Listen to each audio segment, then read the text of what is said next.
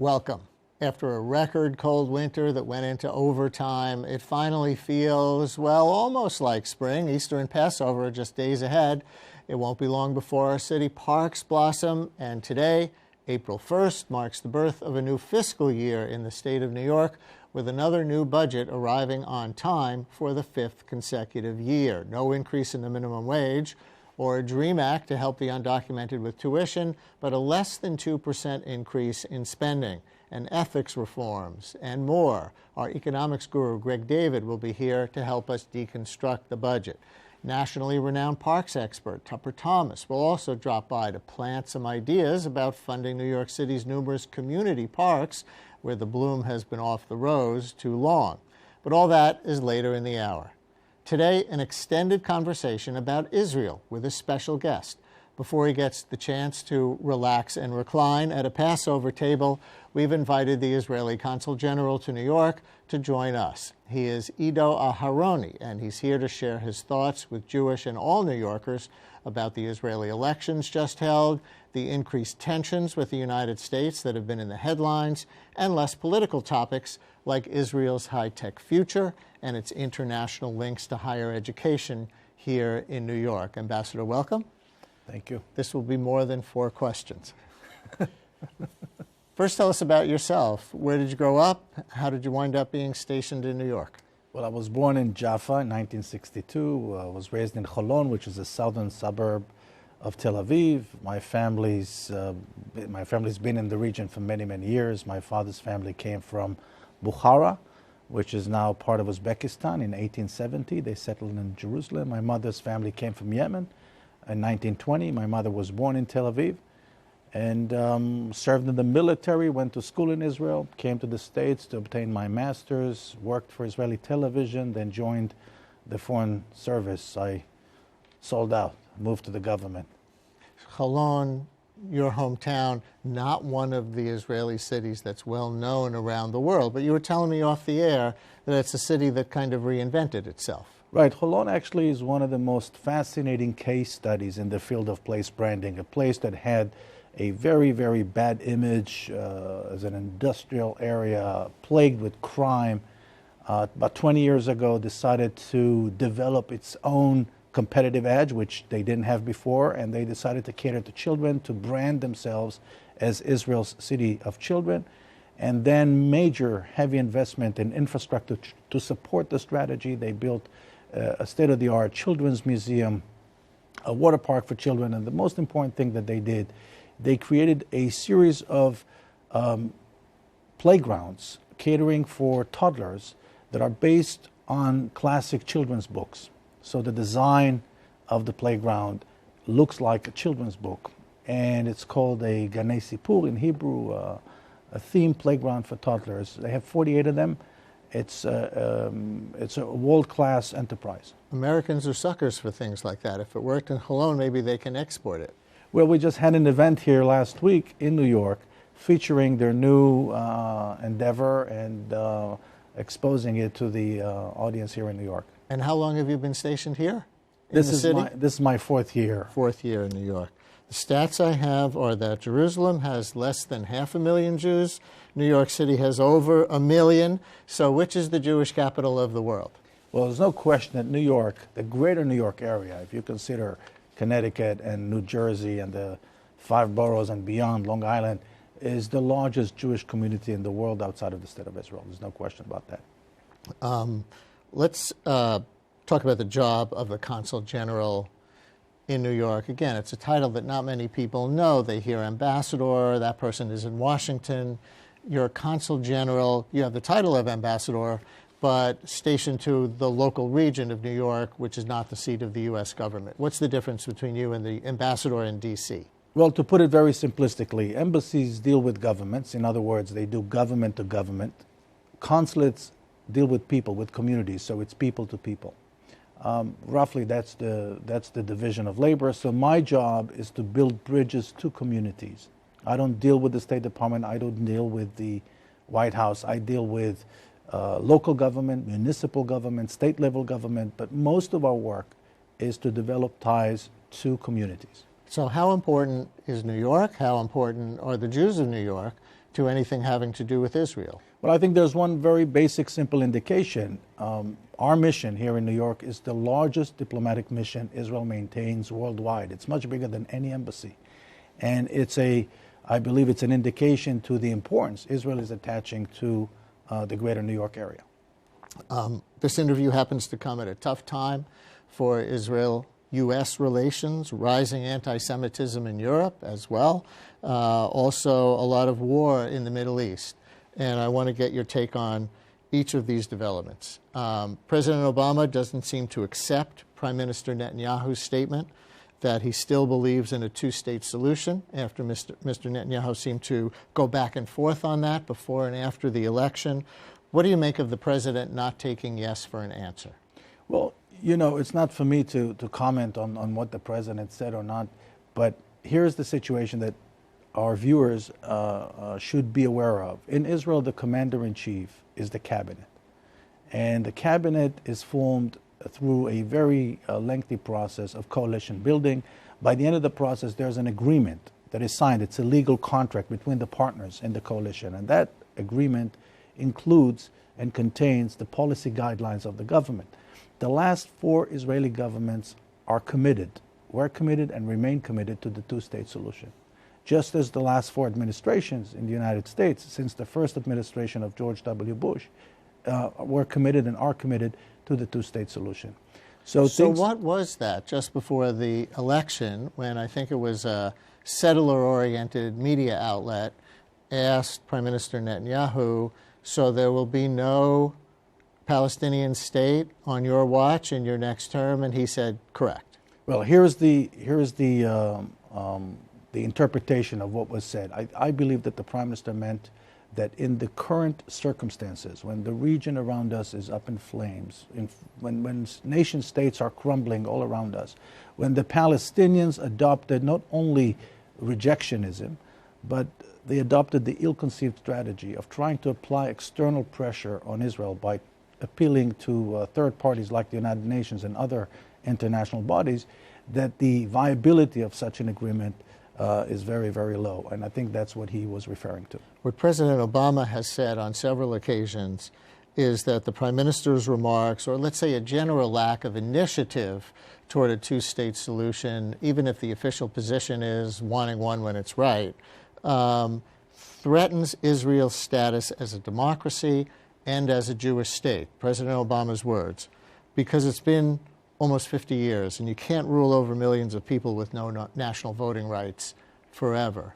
Do you agree or disagree with the president? The facts are that the reason why we don't have peace today is because the Palestinians turned down every proposal that was proposed to them to accept a territorial compromise. The first time they did it was in Camp David in 2000 when President Clinton put forth a very generous, far-reaching compromise. The second time was, of course, the aftermath of the unilateral pullout of Israel from Gaza in 2005. And then the last time was when our former Prime Minister, Ehud Olmert, offered them 100% of all of their territorial demands in 2008.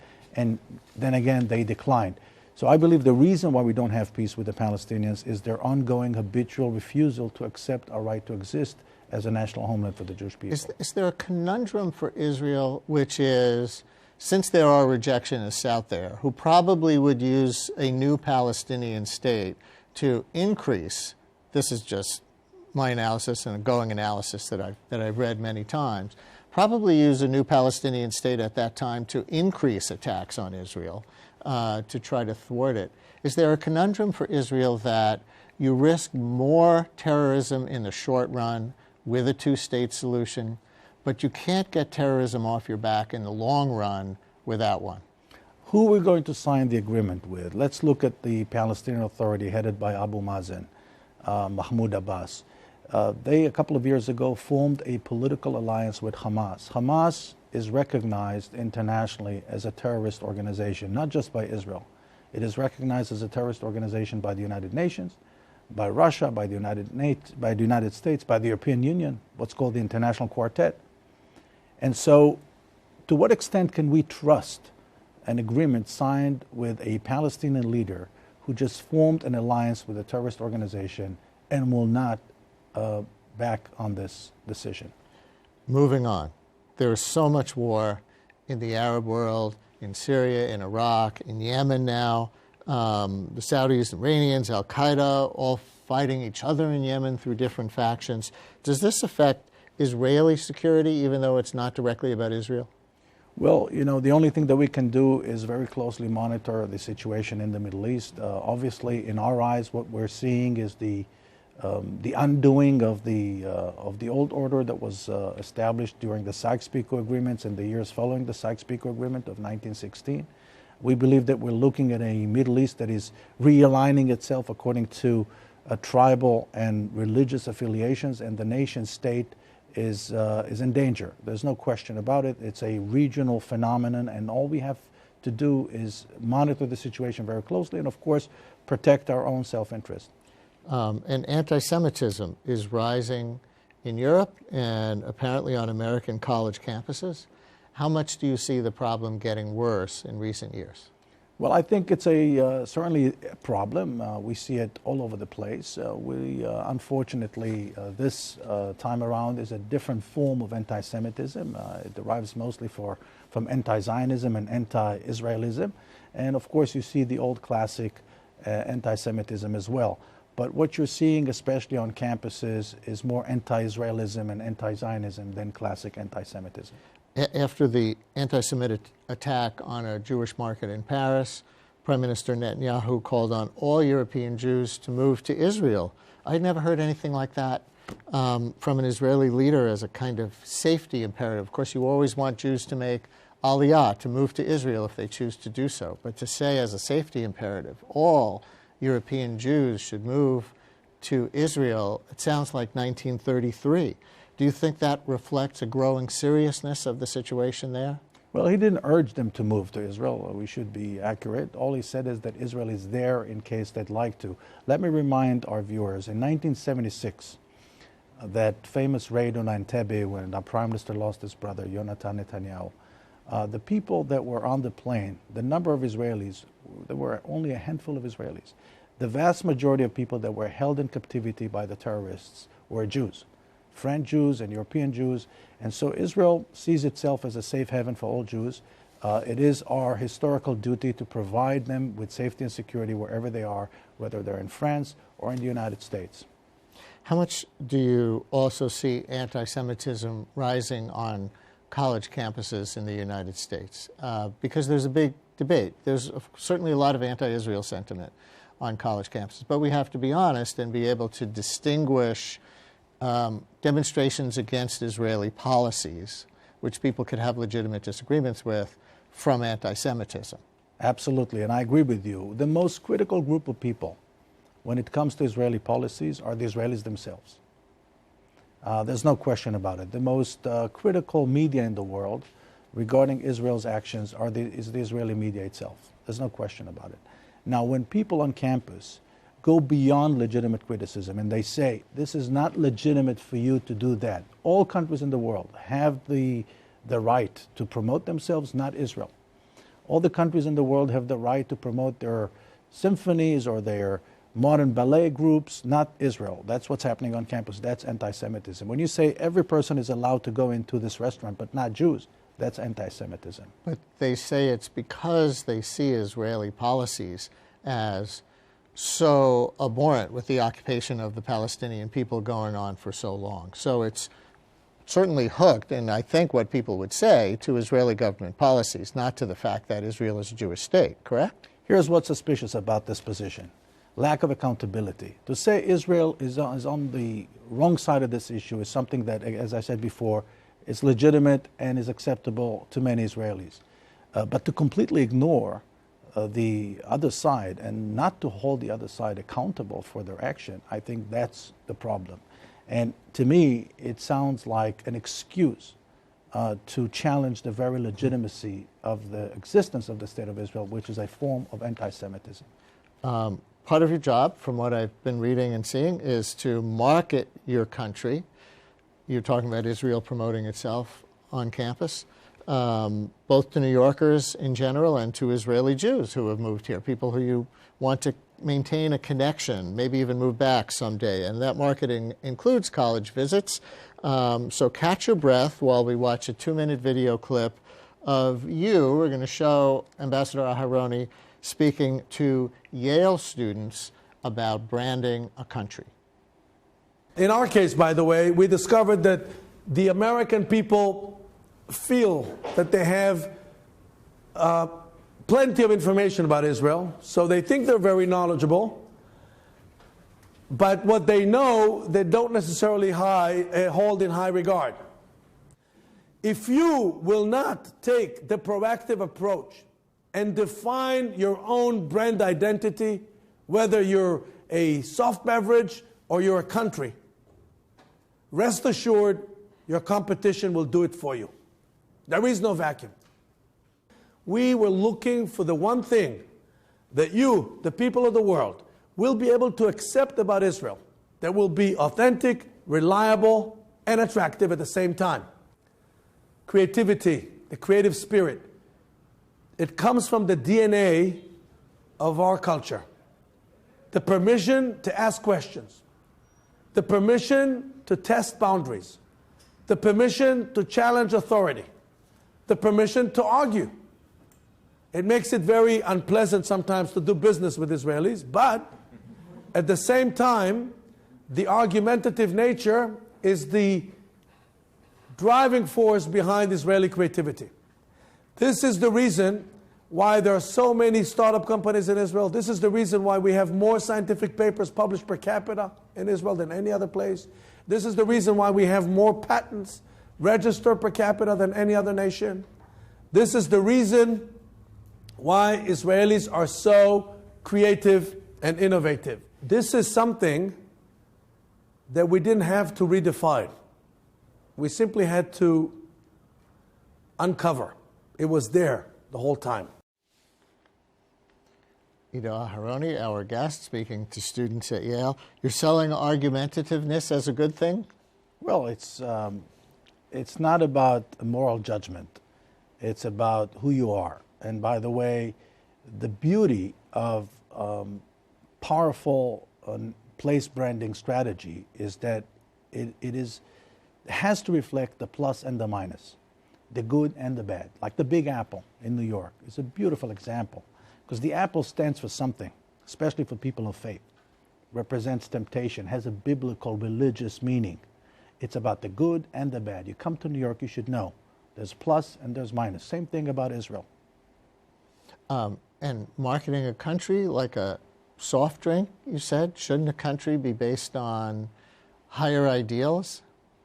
Absolutely. And the task of marketing a nation essentially is no different than marketing any other product, of course, with the complexity. What is the main problem with marketing a place, a city, or a country? Is that you don't control the product. When you market a beverage, a soft beverage, or a computer, or any other product, you have a full degree of control over all the dimensions of the product. When you market a place, the people that live in the place serve as the ambassadors of the place. Every New Yorker is an ambassador of New York as a brand. Every Israeli is an ambassador of Israel as a brand. It's very difficult. So the job is really to find out what is it that defines the brand? What is the competitive advantage? What is the relative advantage of the place? So in the case of let's say, Nashville, it's country music. In the case of Paris, it's romance. In the case of Brazil, it's fun. And in the case of Israel, we believe it's Israeli unique creative spirit. Innovation. Talk about Israel as the Silicon Valley of the Middle East. Is that the way you would want to put it? Yeah, we use the term Silicon Wadi, Silicon Creek. But yes, Israel today is a hub of innovation. Israeli society is one of the societies in the world that knows how to nurture creativity and innovation. The creative class in Israel, to use a term coined by Richard Florida, is fast growing. And today we are in a situation where of our 8 research universities, 3 are included in the top 100 universities in the world. We have the second largest contingent to NASDAQ. We have about 4,000 startup companies. Only in New York itself, we have 400 Israeli startup companies. 400 Israeli startup companies in New York? In New York, most of them in Manhattan. So why are they Israeli and here as opposed to Israeli and Israel? Because here it's easier to raise money in Wall Street. Here there is an ecosystem, and of course the great work of Mayor Bloomberg, and now continued by Mayor de Blasio, to turn New York into a startup-friendly environment. I think it attracts many Israeli companies. And how's the tech campus coming along on Roosevelt Island? People may not know that that's not just Cornell, which usually it's referred to as a Cornell Tech campus, but it's Cornell Technion campus. Technion is the Israeli Institute of Technology. Yes, and I just spent a weekend with the president of Technion in Florida, and it's coming along very well. As you probably know, it will be catering to graduate students, masters and PhDs. Altogether, they're not looking to having more than 3,000 students. They're scheduled to open their doors by the end of 2017, early 2018. Right now, they're in the Google building, housed by Google. The campus is already working. They have 80 students enrolled, and I just visited there a few weeks ago, and it's inspirational to see the kind of work that is being done there. I believe that's the future. Other collaborations with universities in New York in the works? CUNY, to take a random example, or anyone else? Well, we'd love CUNY to get involved with Israeli institutions. I can tell you that we have partnerships left and right. Israeli universities are very, very active. And I can say, as someone, as an Israeli who studied here in the United States, that are thousands of Israeli academics that obtained their degrees, their masters and their PhDs in the United States, then went back to Israel. So just by the very fact that there is such a tight interaction between the institutions, I think that's a major catalyst. And you're looking, I gather, for more American students to study abroad in Israel. Is that correct? That's true. Unfortunately, we're underperforming in that area. Hopefully, thanks to programs such as Birthright and Masai and similar programs that expose Israel to the American student, we'll get more students from the United States. After all, we do have a very friendly infrastructure to the American students. We offer courses in English. We offer great degrees from great universities such as the Hebrew U, Technion, Tel Aviv U, Weizmann Institution, and so on. From a branding standpoint, does the occupation, does even the continuing elections of Prime Minister Netanyahu, when you're looking at a city like New York, where so many of the Jews are liberal, and roll their eyes and say, oh no, he says he speaks for all the Jews of the world, so he doesn't speak for me. Does it make it more of a branding challenge to disconnect all of that stuff from the kind of larger ongoing vision of Israeli society that you seem interested in communicating? Right. It's a misperception to think that we're trying to detach Israel from the hardships of life in the Middle East. That's not the case. We believe that the geopolitics of the Middle East, the conflict, as you refer to it, is part of who we are. And the creativity as the long-term strategy, as the overarching principle, certainly contains that, because there is no way to survive in our region without developing a high degree of creativity and innovation. Just as, by the way, for many years, crime was part of life in every major American urban center, especially here in New York in the 70s. Detroit was connected with crime, and Chicago definitely 80, 70 years ago. So there are ways for places to blossom and flourish without detaching themselves from their weaknesses and their problems. The only thing that we need to do is to find a way to turn Israel into a relevant place. It's okay to disagree with Israeli government policies. It's not okay to judge Israel as a society only by the imperfections of its policies. Thank you for sitting for a wide-ranging interview. Happy Passover. Happy Passover. Thank you so much for having me. Up next, on this first day of this new fiscal year in New York State, Greg David will decipher the new state budget. It's April 1st. The new fiscal year has begun in New York State. We have a new budget on time for the 5th consecutive year. Governor Andrew Cuomo has won out, keeping the spending increase to less than 2%. He also prevailed on how to spend that $5 billion windfall from fining the financial industry. An increase in minimum wage for city workers is not among the provisions emerging from the formerly smoke-filled room, nor was the DREAM Act to give tuition help to the undocumented.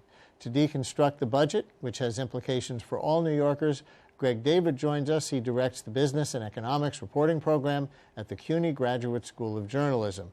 Greg's a columnist for Crain's New York Business as well, and a regular at this table. Welcome back. Thank you. We'll get into some of those policy issues that were attached to the budget in a minute, but let's talk about the actual budget first. I guess with a 2% only spending increase, New York is not threatening its bond rating at this moment. No, I mean, Governor Cuomo's had pretty conservative budgets. This is a conservative one, but they did increase education spending by about $1 billion. And you know what's happening in the Cuomo era is that education spending's going up, healthcare's mostly under control, and he's keeping the budget low by taking it out of other areas. State operations are very, very lean these days. It'll be interesting to see where those cuts came from. There's a joke about Washington, the federal budget, given where most of our federal tax dollars go, that says, what is the United States? It's an army, it's an insurance company with an army. I blew the line. It's an insurance company with an army, meaning so much is spent on Medicaid and Medicare and the military. What about in New York State?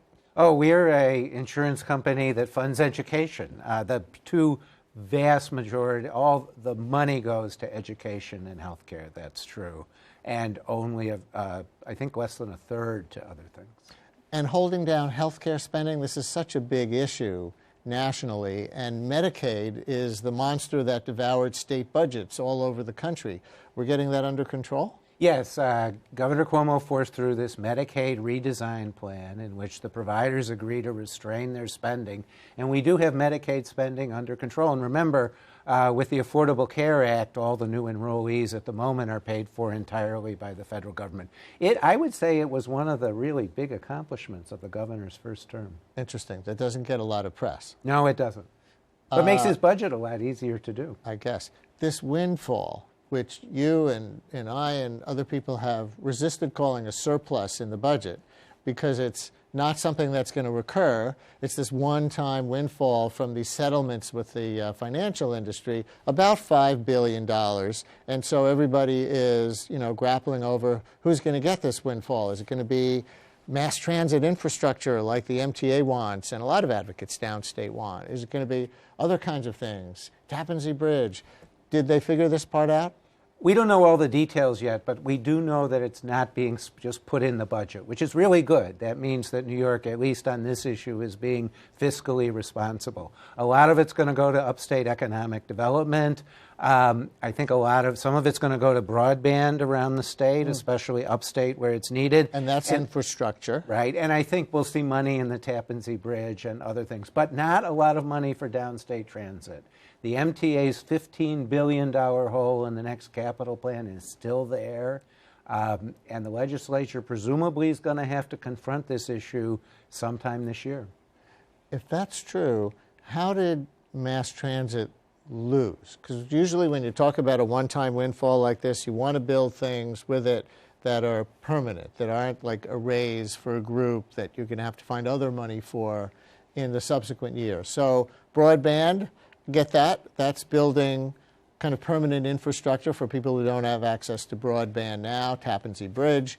Mass transit was supposed to be the clean use for this money that also, especially downstate New York, really, really needs. I think downstate advocates wanted that, but the governor's very focused on upstate. The upstate economy is a disaster, It's so different from what we know in New York, and he is really committed to try to do something. I don't know if he's doing the right thing, but he is committed to do something.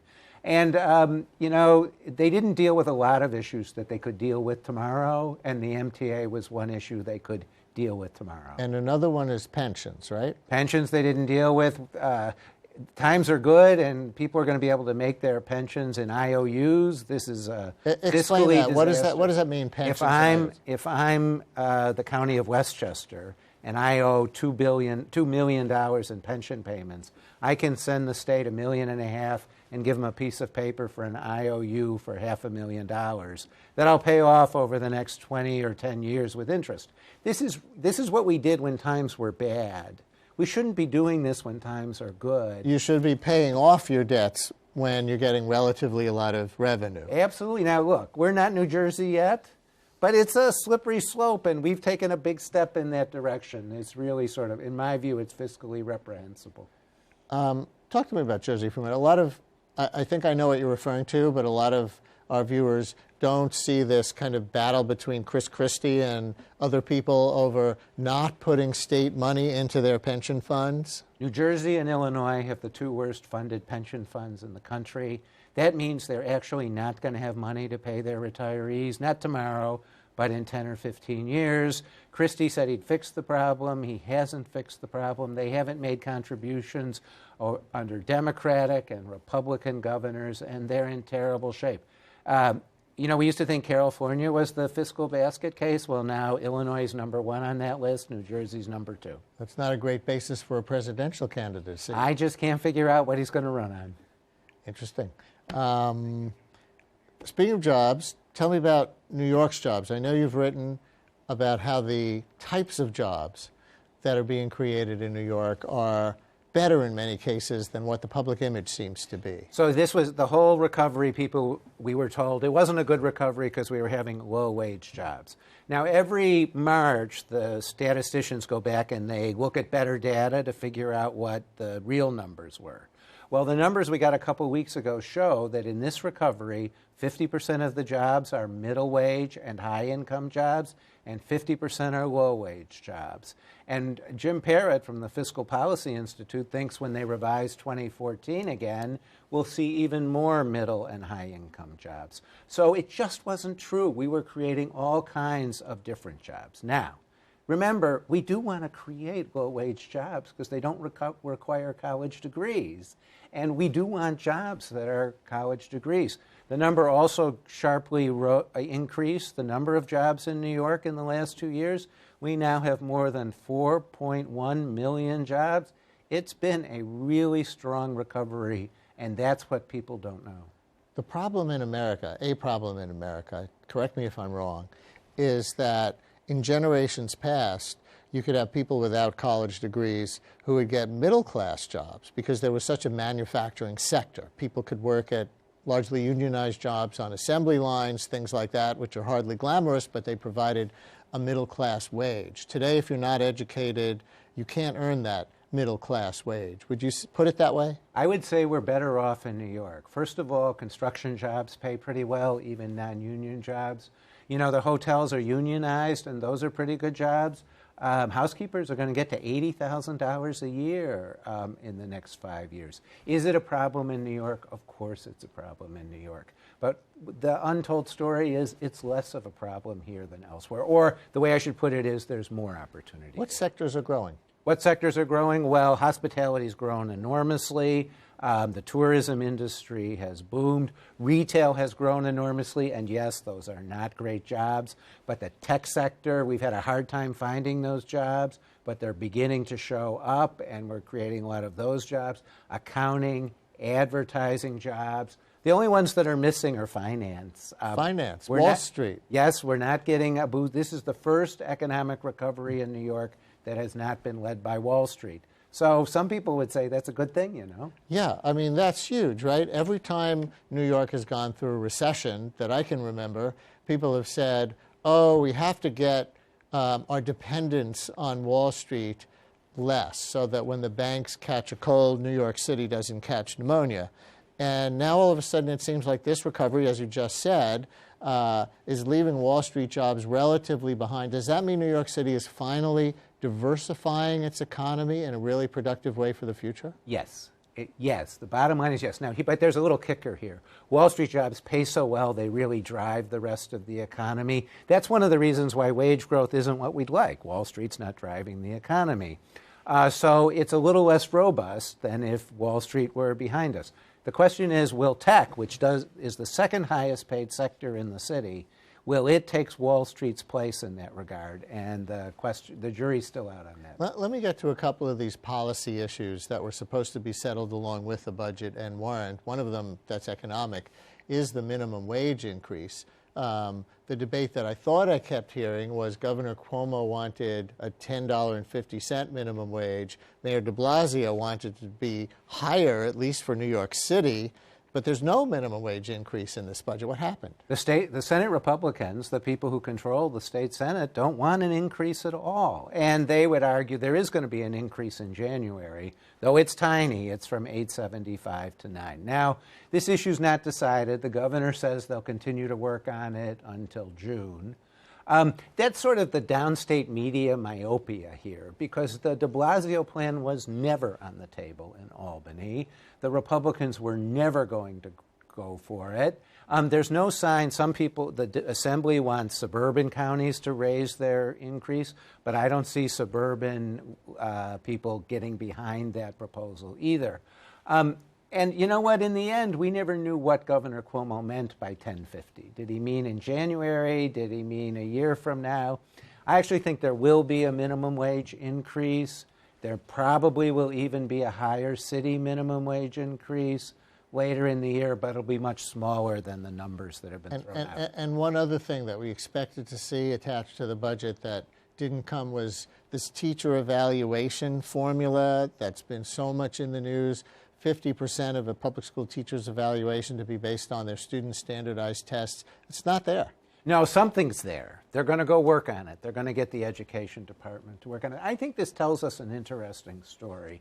You know, I think Andrew Cuomo was a steamroller in the first term. He got the vast majority of what he wanted.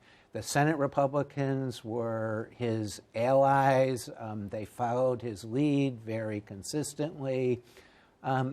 It's a weaker Andrew Cuomo that runs this state. Now, the governor's still powerful. He got a lot of things in this budget, but he is not the steamroller of the first term. Is it because the Senate Republicans won a majority in the state Senate outright in November? They don't need that coalition with those breakaway Democrats in order to do what they want to do? I think it's because Andrew Cuomo's wearing on people, wearing on the public. His poll ratings aren't so great, and especially wearing on the politicians who he's bullied for a while. Bullied to try to get ethics reform into the budget, which apparently he did do to some degree. How much do you think that's going to affect legislators? And being a money guy, how much is it going to affect their income? Because I guess they're going to have to disclose, like Sheldon Silver didn't have to, who their clients are more, if they're lawyers, and more about their outside income in general.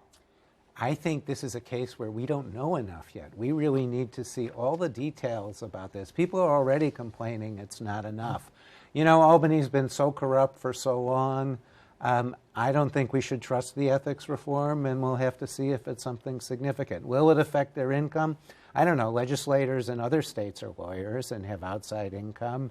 I wonder. And as we speak, we haven't seen the fine print. We just see the conceptual outline of what the ethics reform is that's attached to the budget. Break one more myth for us, and that is that there's a coming hotel glut in New York City. You've written that that piece of conventional wisdom is not the case, in your opinion. Well, there are supposedly 200 more hotels in the pipeline. But look, New York benefited because the dollar was weak, and foreign tourists rushed to New York, and Americans couldn't go abroad because it was too expensive. In the last year alone, the dollar has appreciated 25% against virtually every major currency. Places like Canada and Brazil, huge sources of tourists, have seen their currency fall against the dollar even more. What this means is that many foreign tourists cannot afford to come to New York anymore, and all those Americans who've been coming to New York are headed to Europe. This means the great tourism boom is losing its steam. I'm not saying it's going to decline substantially, but growth is losing its steam.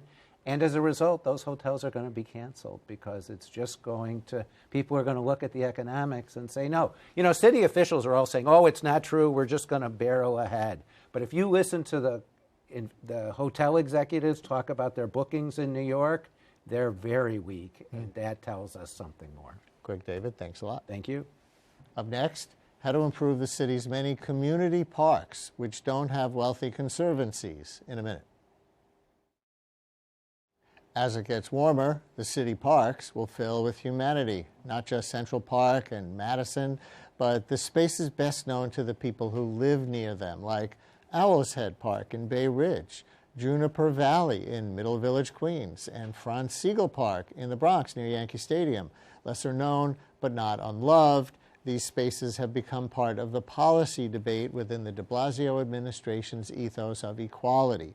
At one point, the mayor supported a plan to redistribute funds from large park conservancies, but that fizzled out.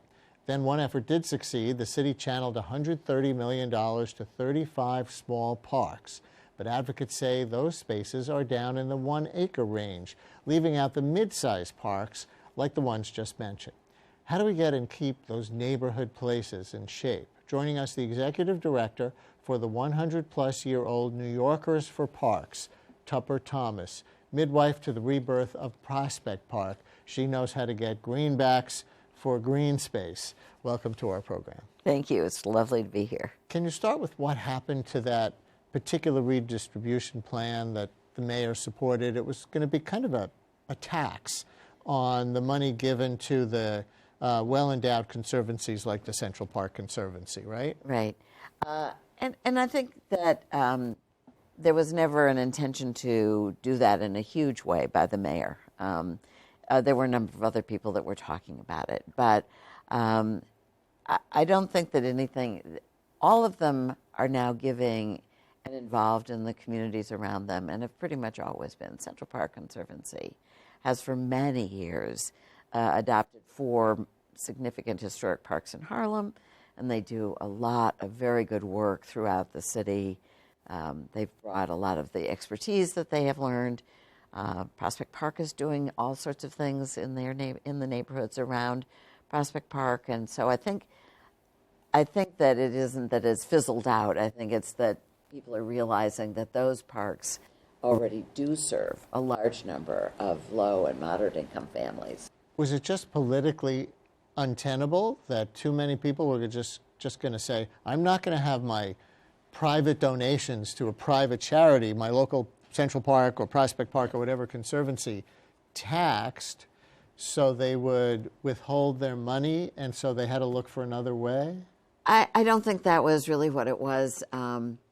When people give money, they get to give it as they want. And so I think that the concept of the law was just misplaced.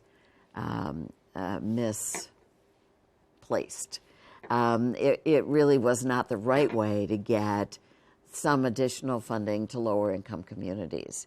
The stance that New Yorkers for Parks has always taken is that inequity has begun because government didn't put enough money into all the parks of the city of New York. So luckily, I know you were probably around in the early 80s, mm-hmm. But our parks weren't being used. People weren't out there. They were afraid. They wouldn't go to the parks. The parks were in terrible condition. The Great Lawn was a dust bowl. Oh, horrible, horrible. And most of Prospect Park, too.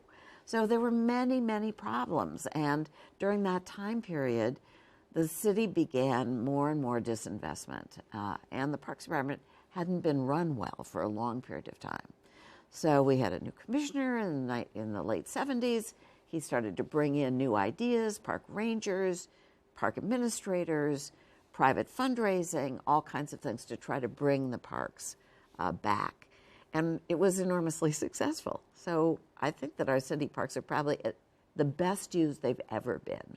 Which is to say the solution for the inner city parks that need better funding is through government, not through the private conservancies. Absolutely. Government needs to take that role.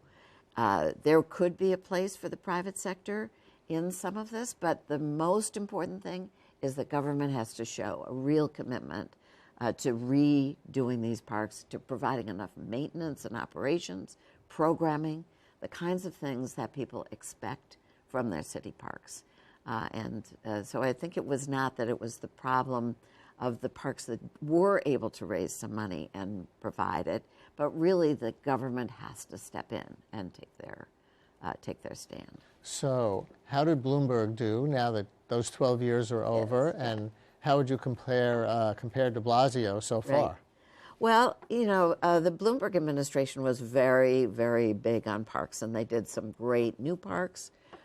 They funded some fabulous renovations in all 5 boroughs of some big parks that had not been given money in the past.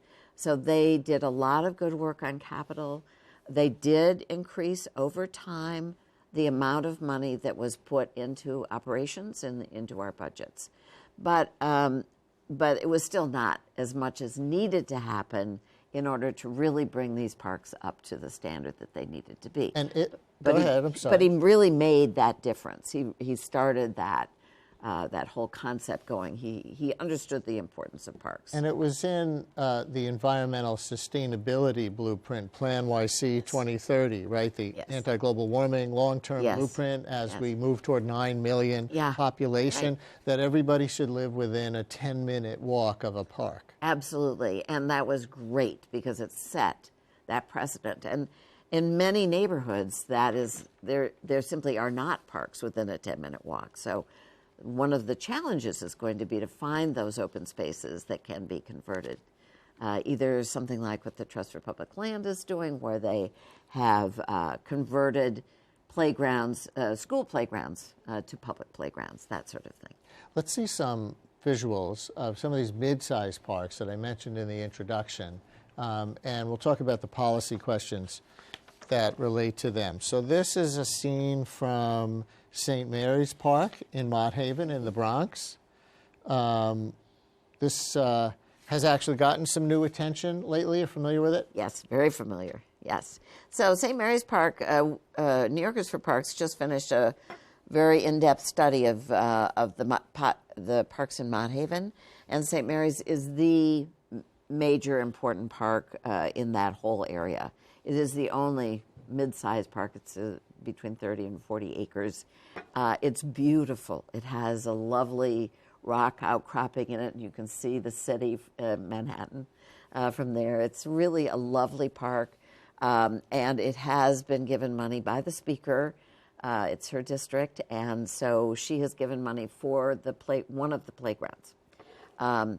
But the thing that is necessary in those parks that are a bit larger is for us to do some master planning so that there can be a full-size plan for it with some cost estimates and priorities set so that over time St. Mary's Park can be everything that it could be for that community.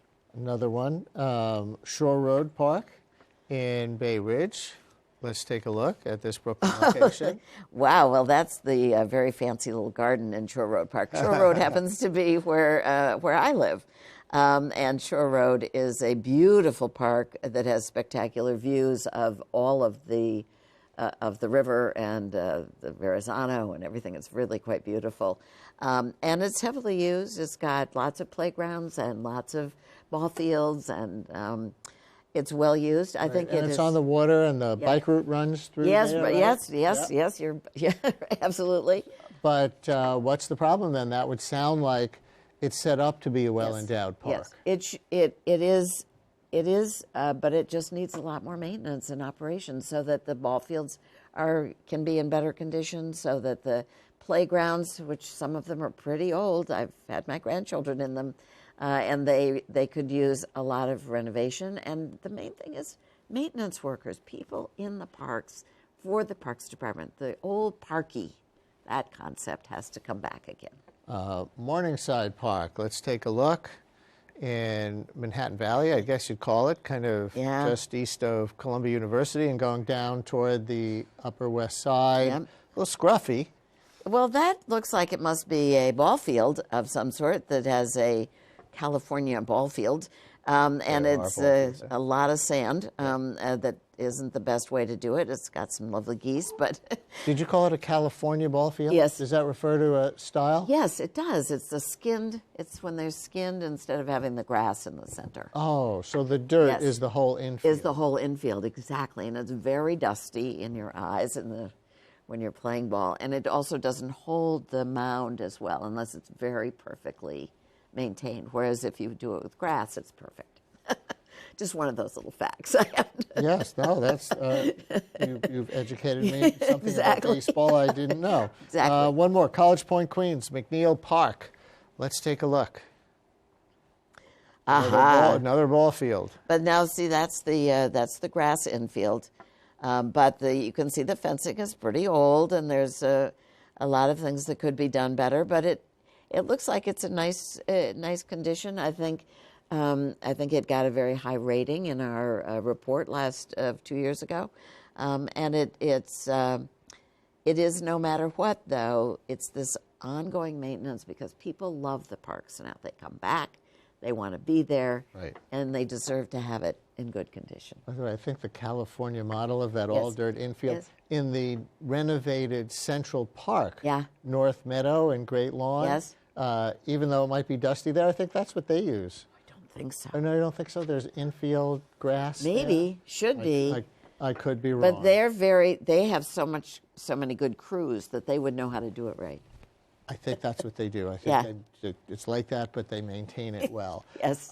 Brooklyn Bridge Park. Yes. Could that be a model for others? That's a park that I know people in that neighborhood, they adore it now that it's open, but it's privately funded, right? It's hooked to private development. It is hooked to a state thing where there is a fee paid by all of in each apartment, pays a little percentage, small percentage that does the maintenance of that, of the park. There isn't the wealth to tax people like that in less wealthy neighborhoods. That would be very interesting to look at. And one of the things we've started looking at in our organization is, would people be willing to pay, 50 cents per whatever, or 1% of something in order to have their parks in better condition. And in our last 30 seconds, de Blasio so far? Bill de Blasio has been very good. He's started a new program for the very small parks, but that's very effective. And they're all parks that desperately need help, and there's maintenance along with it. Thank you very much. Okay. And that's our program for today. We're here every week at this hour. Next time, a special hour on transportation, urban and interstate, including innovations in America's railroads and how fewer cars can add up to more business in a city. And tune into my radio program weekday mornings at 10 a.m. on WNYC. I'm Brian Lehrer. Thanks for watching.